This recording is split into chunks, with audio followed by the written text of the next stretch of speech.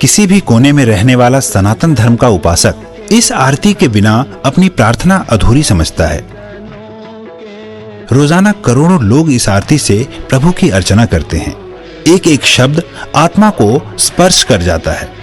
लेकिन क्या आप जानते हैं कि इस आरती के रचयिता कौन थे? बड़ी विडंबना है कि करोड़ों लोगों द्वारा सस्वर पाठ की जाने वाली आरती के रचयिता के बारे में लोगों को जानकारी ही नहीं है। ओम जय जगदीश हरे। इस आरती के रचयिता का नाम है पंडित श्रद्धा राम फिल्लौरी, जो कि धर्म प्रचारक, लेखक, संगीतज्ञ, ज्योतिषी और समाज सुधारक थे। इस विश्व प्रसिद्ध आरती की रचना उन्होंने सन 1870 में की थी।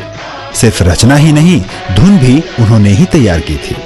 इस महान आत्मा का जन्म 30 सितंबर 1837 को फिल्लौर, पंजाब में हुआ था।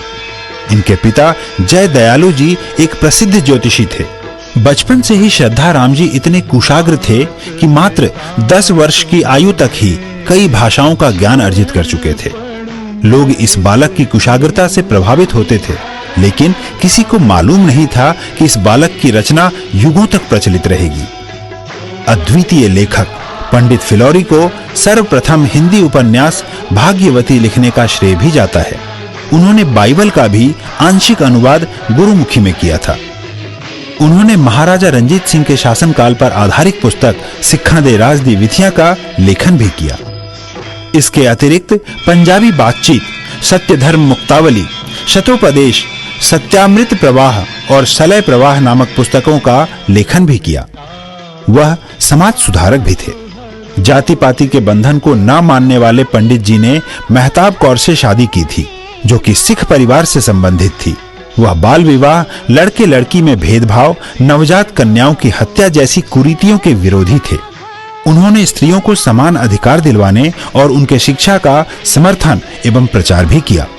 पंडित श्रद्धाराम फिल्लौरी 1857 के प्रथम स्वतंत्रता संग्राम से प्रभावित होकर लोगों को एकत्रित करके देशभक्ति की गाथाएं सुनाते थे। अंततः ब्रिटिश सरकार ने उन्हें फिल्लौर से पलायन करने का हुक्म दिया। वह पहले अमृतसर और फिर लाहौर पलायन कर गए।